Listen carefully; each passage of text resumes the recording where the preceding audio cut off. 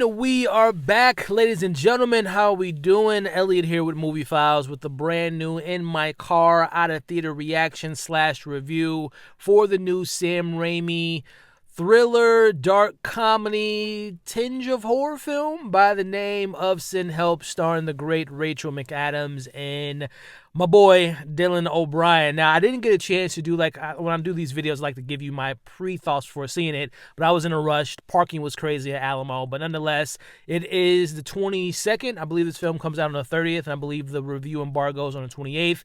So you're getting my thoughts, spoiler-free, before we get into my thoughts of this film. If is it good, is it bad, is it worth checking out? Before we get into all that good stuff, I want to thank you all for clicking on this video. And, if you can help your boy out, give it a thumbs up, a share, leave a little comment or two. I would appreciate it. And stick around, man. We have some fun over here. Consider subscribing, helping me reach my next milestone of 100,000 subscribers. Craziness. All right, so Sin Help, pre-thoughts, what I would have recorded if I would have recorded before I was rushing. I was looking forward to this, man, because I am a Sam Raimi head. I mean, my fandom of his goes back to, obviously, the original trilogy of Evil Dead. Darkman is one of my guilty pleasures. And then, of course, the Spider-Mans of the world, Drag Me to Hell. And there's some movies in there, like the great Wizard of Oz film. And, I like Doctor Strange, too. So I would say, more times than not, if it's Sam Raimi, I'm there for it. And more times than not, I normally enjoy it. And then you bring in Rachel McAdams, who I am a huge fan of. I was really excited to see her kind of play into something a little bit different out of her box of rom-coms and sweet, wholesome films. And I know she did Red Eye many, many years ago. And this kind of taps into that kind of portrayal that she's doing here. But nonetheless, big fan of hers. And my boy Dylan O'Brien. I go back with Dylan to Teen Wolf, as Styles, Evil Styles in particular, one of the best performances of television history, and of course Maze Runner and so on and so forth. So nonetheless, I was really hyped. Now, having seen the film, I gotta say, disappointing isn't the word, but a little, I wouldn't say a little, but pretty underwhelmed. Now, is this a bad film? No. Is it a great film? No. It's kind of in the middle, right? We'll get to my score at the end, but let's speak positively. Sam Raimi, I'm intrigued. I would love to hear. I'm going to watch some interviews to see what made him, why did he gravitate towards this story? Because he didn't write this movie. There's two other writers in here, and he directed it, obviously. But I would be curious to know what attracted him to this film, because this doesn't scream Sam Raimi when you see the film. And by the way, shout out to Janelle, a fellow critic of mine. I didn't see the trailer. I saw bits and pieces. I didn't see the full trailer, but I was I saw enough. I didn't want to spoil myself. Oh, I don't need to see the whole thing. I'm going to go see it. It's Sam Raimi. But I watched the trailer after the fact as we were talking about the movie. And the trailer sells something that the film, I wouldn't say necessarily isn't. I wouldn't say it's fully mismarking the movie, but it's not like a straight up horror film that the trailer advertises. So I will warn you all, it might be a little bit misguiding in a certain extent. But getting back to my thoughts on Sam Raimi, very curious on why he chose this film, but when the film allows him to kind of stretch his abilities on screen, the Dutch angles, the close-up, a lot of eye stuff going on, and not in a good way if you know Sam Raimi's work. And there's some cheesiness, some corniness. He's a very over-the-top, very heightened director. And that's why I love Sam. When you see a Sam Raimi film, it's not like, oh, this is a run-of-the-mill, blah, blah, blah. It's like, no, this is a Sam Raimi, weird, quirky type of movie, and I love that about him. He's different, right? And when the film allows him to do that, when the film allows itself to kind of break out of its restraints, because it is very limited in the scope and as far as the narrative that we have here. But when the film is trying to be a little fun, a little tongue-in-cheek, a little gory, I think there's fun to be had. Performances are what really elevate this movie. They are, and I'm referring to Dylan O'Brien as he's the CEO, new appointed CEO of a Fortune 500 company. His dad passed away, and he's now coming in. Rachel McAdams is someone who was promised this promotion, but new kid comes into the play, and he doesn't give her the promotion. And this is all in the trailer, by the way, but they're going to do this merger overseas, and then they get into an accident on a plane, and then they find themselves on an island, Rachel McAdams and her boss, and you're watching if they can get on the same page. Are the dynamics between the boss and the assistant going to change? And that's the whole premise of the film. But they're electric. Rachel McAdams, as I mentioned, we're used to seeing her in the rom-coms, the wholesome films.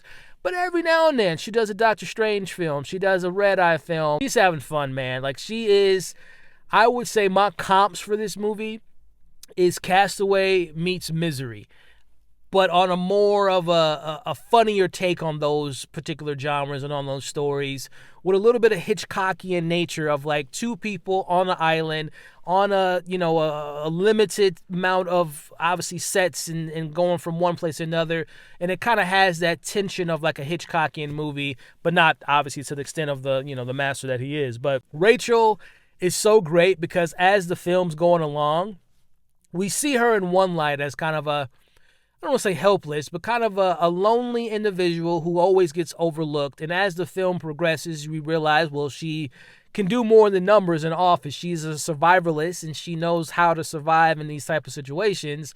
But there's something deep, dark, and twisted, and there's a history about her in regarding to what she would, how far she would allow people to walk over her. And I won't get too much into that, but watching her kind of blossom and kind of literally the film, they try to make her look ugly, but it's Rachel McAdams. But as she lets her hair down, she lets her guard down, she really lets her, lets loose in a certain extent.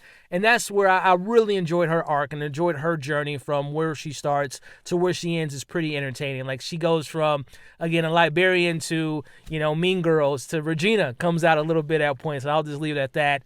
Dylan O'Brien is so fantastic. He has so much range. He's, this could have been a very one-note type of performance from him because the boss that he plays is a very much a, a-hole, spoiled, rich kid that doesn't really know how to play well with others, especially for those people that are below him. So I like what Dylan adds to the role because he's having fun in the role, and very similar to Rachel McAdams, where he's kind of having a switch where he goes from being the dominant one to the more submissive one, but he still wants to be the dominant one. And you're watching that tug and pull. You're watching that dynamic of power switching hands throughout the film. And I think he plays into that really well. And he has a lot of fun, intentional comedic beats that I really enjoyed. And again, they're back and forth. Their power switching, their dynamics is really what saves a lot of the film because, as we'll talk about later, I thought the script and the story was pretty weak in a lot of parts. But I really wanted this to be more gorier and more horror tinge to it. But when those moments hit, there's a Borg scene that I thought was pretty interesting. There's a fight scene that I thought was pretty brutal. A couple other moments I'm like, I wish the film would have really leaned more into the psychological horrors of the situation they find themselves in. But when the film does focus on that, I think those are some highlights. Get into my mix / negatives. As I kind of alluded to, I thought the script was pretty bland. And if I'm being honest, the film takes a very long time to find its personality. Like when we are introduced to the office environment, her home life, and up until they get on the plane crashes, it's a pretty bland, generic, pretty standard run-of-the-mill type of a movie, which I was shocked by because I'm like, Sam Raimi doesn't do bland. He doesn't do boring. And that first 20-25 minutes was boring, if I'm being honest. And then there's moments on the island where that B word comes up again, boring, where it's just like, this is kind of not going anywhere. This is really kind of losing my interest. There were moments where I'm just kind of like, man, this is not hitting where I wanted it to be. And luckily, I should say, the acting allows those slower moments to have a little bit of juice. But there are quite a few moments in this film where I was like, this is not going the way I was hoping it to go.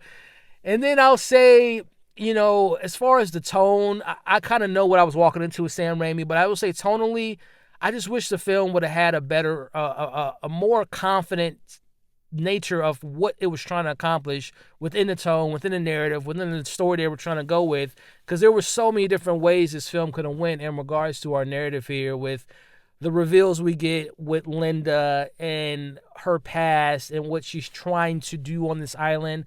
I wish the film, I mentioned Misery, I wish the film would have played more into the idea of like self-reliance. Like she was, I don't want to say too much, but I wish it was more of the Misery. If you see Misery, you kind of know what I'm alluding to. I wish there was more of she was doing things to make someone want to be closer to her or rely on her. I wish they would have went that angle more.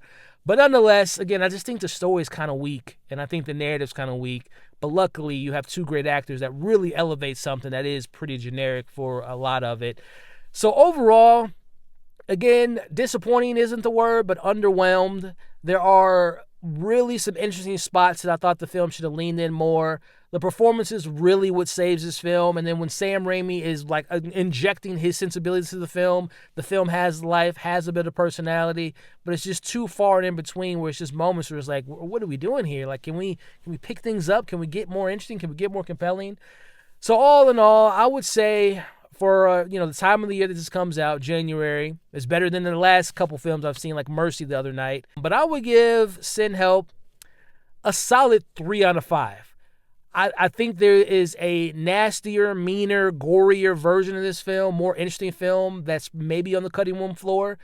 But if you were to ask me, is this worth seeing in theaters? I would say yes, but maybe on a matinee. I wouldn't say this is like an opening night, run out to the theater with a group of friends, because it doesn't really hit those high notes. But a nice matinee. And if you didn't see the trailer, you'll probably have a better time, because, again, the trailer sells it as something that is really not. But 3 out of 5 for Sin Help. Not my favorite Sam Raimi, but it lets me know that he still has that fastball when he allows it to come out. So there's my thoughts on Sin Help. Not great, not bad, just good. 3 out of 5. Let me know what you all thought of it once you've seen it. What worked, what didn't work. Did you enjoy some of the twists and turns and reveals towards the end? What did you think about the end? What did you think about the performances, the direction? Let me know your thoughts in the comments. Many, many, many more things to come out as far as reviews, movies, and shows. So for those things you want to hear my thoughts on, consider subscribing and following for more. Like, share, comment. I'll see you all pretty soon. As I'm recording this, by the time you see this, the weather should have passed, but in the meantime, I hope you all are staying safe, and I'll see you all on the next video.